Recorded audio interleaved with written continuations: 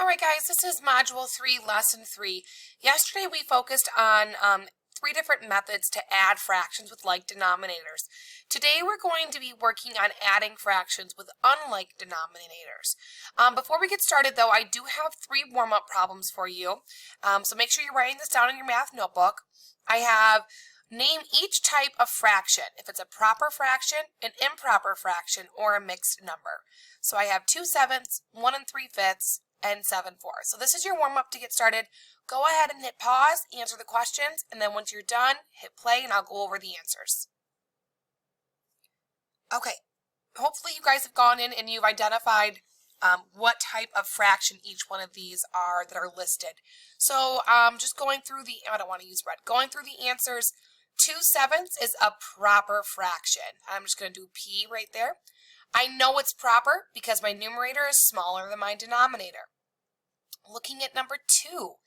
Number 2 is actually a mixed number. I'm going to do MN for mixed number. It's mixed because it has a whole number and a fraction. 1 3/5. Whole number and a fraction, mixed number. It's mixed with different types of numbers. Over here, 7/4, that is an improper fraction. So I'm going to write down I. The reason I know it's improper is because my numerator is larger than my denominator. 7 is larger than 4. To make it proper, I'd have to convert it into a mixed number.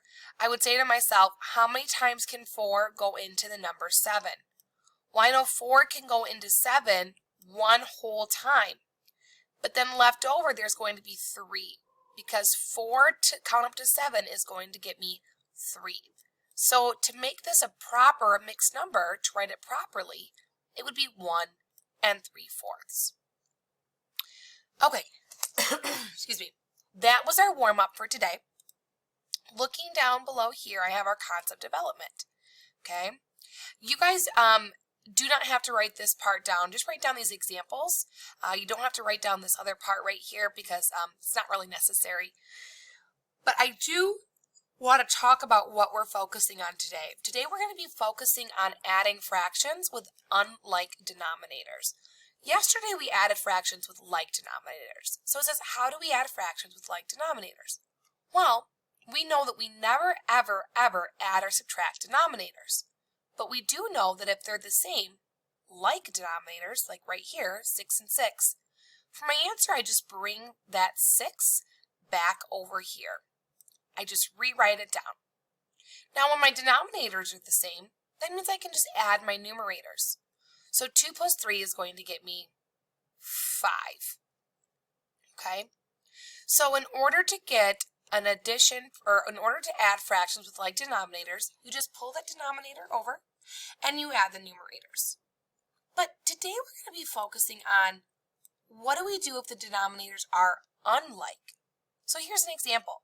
2/7 plus 1/2. Okay? These denominators are not the same. And I know that I can never, ever, ever, ever add or subtract denominators. So I do know that I need to do something here to switch this around a little bit. We're going to come back to this problem in a minute because this one's going to take a little bit of time to explain.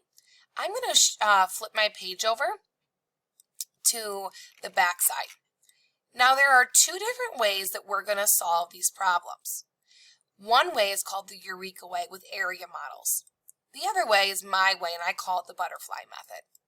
We're going to start with the Eureka way with area models. So for this problem with unlike denominators, or this addition problem with unlike denominators, I have 1/2 plus 1/4. Excuse me. I have above here a representation of each fraction. Here I have 1/2 shaded in. Here I have 1/4 shaded in.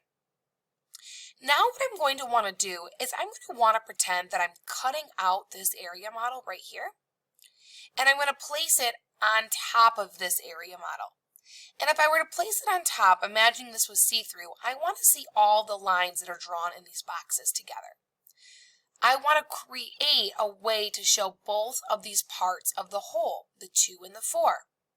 So over here, I'm going to rewrite my 1/2. Oops, let me grab my pen. I have my 1/2, color that in. And then over here I have my 1/4.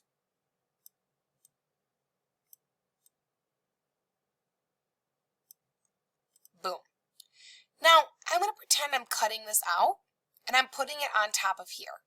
Well, if I did that, I'm going to have 3 lines going down this way. And this whole line right here is going to be shaded in right here. Boom, boom, boom, boom, boom, boom, boom, boom, boom, boom. There we go. Okay. And again, if I cut this one out and I put it on top of this one, I'd have this top part and I'd have this shaded in. Now again, all I did was cut this out, essentially, put it on top of here, redrew it, cut this out, essentially, put it on top of here, and redid it. Now to find out what the answer is for our area model, I need to ask myself, what portion of the boxes are double colored?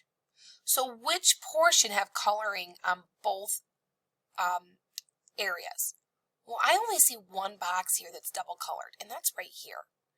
None of these other boxes are double colored. And same with here, I only have one box double colored. So 1 is going to be my numerator. Out of how many total boxes? I have 1, 2, 3, 4, 5, 6, 7, 8. So 1/2 plus 1/4 is equal to 1/8.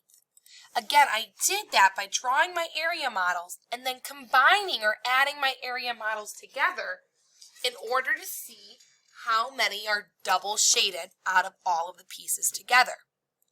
Now we are going to focus on my way of doing it. So that's the Eureka area model way.